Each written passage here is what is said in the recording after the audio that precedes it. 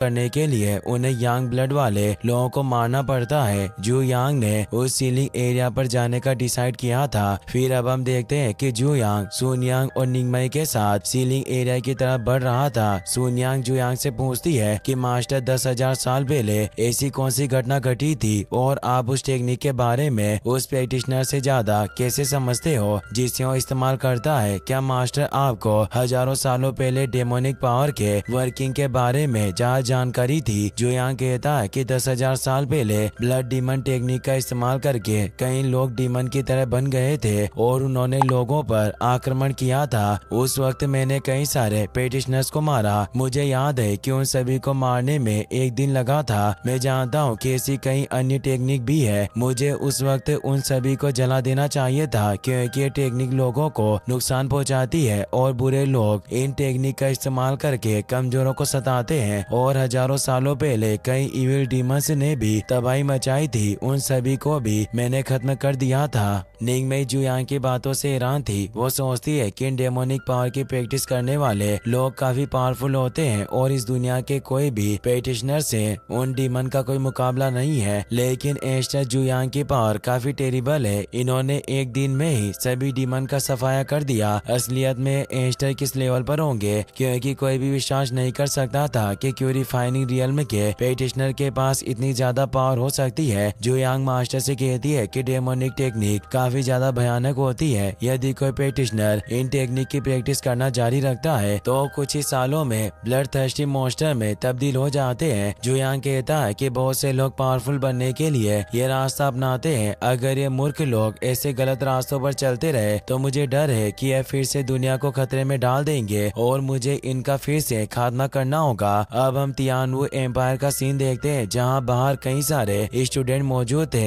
एक लड़का जू यांग और उसके साथियों को देखकर कहता है कि तुम लो लेवल के प्रैक्टिशनर यहाँ क्या कर रहे हो। हमारी तियानवु एम्पायर कोई ऐसी जगह नहीं है जहाँ हर कोई आ सके, इसीलिए अगर तुम मरना नहीं चाहते तो यहाँ से चले जाओ। जू यांग कहता है कि तुम काफी ज्यादा बोल रहे हो, इसीलिए तुम ही हमें आगे जाने का रास्ता दिखाओगे। दूसरा स्टूडेंट भी काफी गुस्सा होता है और कहता है कि तुम सिर्फ प्यूरिफाइंग रियल्म में हो फिर भी तुम हमें ऑर्डर दे रहे हो। तुम्हारा साहस वाकई कमाल का है, पर आज मैं तुम्हारी अच्छी पिटाई करूंगा। और वो जू यांग पर अटैक करने जाता है पर वो जू यांग के ओरा से ही बहुत दूर जाकर गिरता है। वहाँ एक सीनियर स्टूडेंट भी मौजूद था जिसका नाम जाओ तियानयू था। वो सोचता है कि प्यूरिफाइंग रियल्म का प्रैक्टिशनर एक पावरफुल नेसेंट सोल रियल्म के प्रैक्टिशनर को सिर्फ अपने ओरा से ही दूर फेंक सकता है और मुझे इसमें से फेमिलियर फीलिंग आ रही है जैसे मैं इसे जानता हूँ। बाकी के दो जूनियर स्टूडेंट भी गुस्से में अपने हथियारों को बाहर निकाल लेते हैं और जू यांग से कहते हैं कि लगता है तुम आज मरना चाहते हो, इसीलिए यहाँ परेशानी पैदा कर रहे हो। और वो तेजी से जू यांग पर हमला करने जाते हैं। जाओ तियानू इससे डर जाता है। उसे लगता है कि जू यांग उन दोनों को मार देंगे और वो जल्दी से उन दोनों जूनियर के आगे आकर उन पर एक अटैक करता है जिससे उन्हें दूर कर देता है। वो जूनियर स्टूडेंट जाओ तियानू से कहता है कि आप इस प्यूरिफाइंग रियल्म के प्रैक्टिशनर की मदद क्यों कर रहे हो। जाओ तियानयू ने अपनी बकवास बंद करने को कहता है और जू यांग से कहता है कि मैं आपको जानता हूँ, आप तियानले सेट के एस्टर हो। जू यांग कहता है कि तुम मुझे कैसे जानते हो। जाओ तियानयू बताता है कि हमारे कीजियो ब्रांच ने लिंगबाओ ऑक्शन हाउस में आपके हमले की वजह से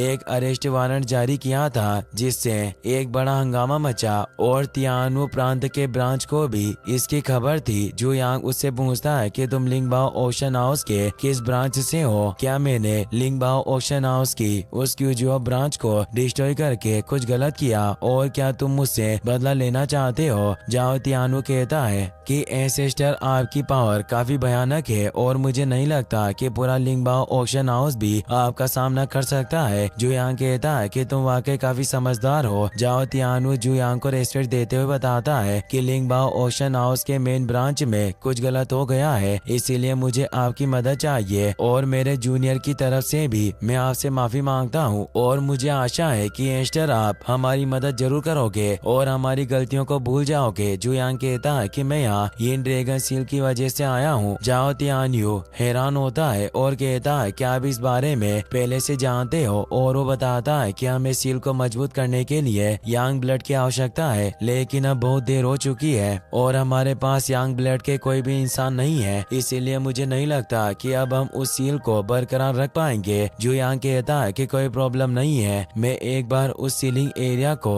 देखना चाहता हूँ और वो उस सीलिंग एरिया की तरफ जाने लगते हैं। एक जूनियर स्टूडेंट अपने साथी से कहता है कि मुझे इस एस्टर को देखकर लगता है कि ये अपनी पावर का दिखावा कर रहा है। हो सकता है कि ये लड़ने के लिए किसी मैजिक वेपन का इस्तेमाल करता हो जिससे ये इतना ज्यादा पावरफुल है, और जरूर इसने अपने मैजिक वेपन से ही लिंगबाओ ऑक्शन हाउस की ब्रांच को डिस्ट्रॉय किया होगा।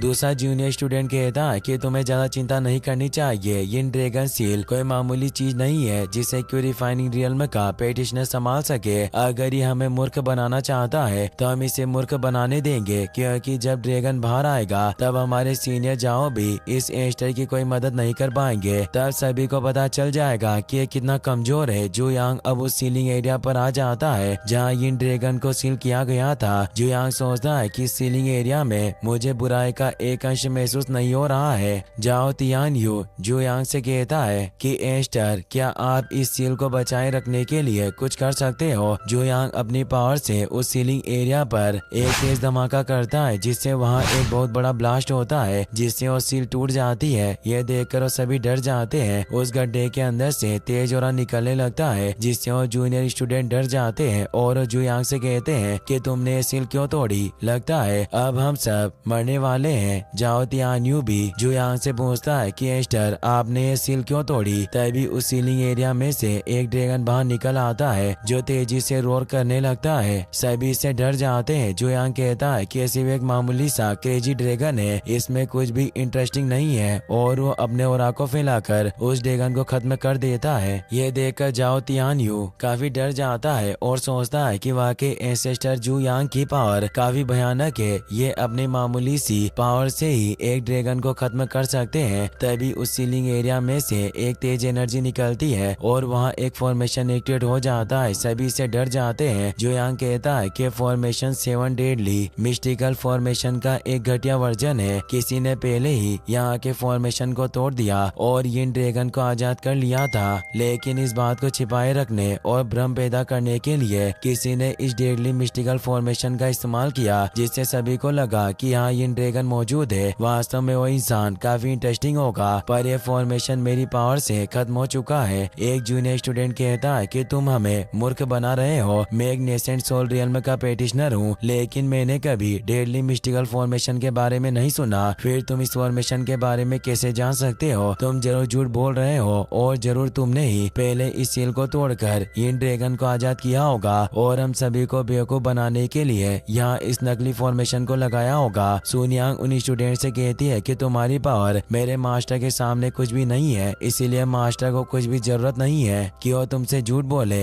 निंग में भी कहती है कि तुम एस्टर को जैसा समझ रहे हो वो वैसे बिल्कुल भी नहीं है, वो बहुत अच्छे हैं। जूनियर स्टूडेंट कहता है कि तुम दोनों इस मास्टर की वुमेन हो, इसीलिए तुम स्वाभाविक रूप से इसका बचाव कर रही हो। ये एस्टर जरूर एक इविल की रिफाइनिंग स्टेज का पेटिशनर है और इसका लेवल मेरे सामने कुछ भी नहीं है। जू यांग को उस पर गुस्सा आता है। इसी के साथ ये एपिसोड यहीं पर खत्म हो जाता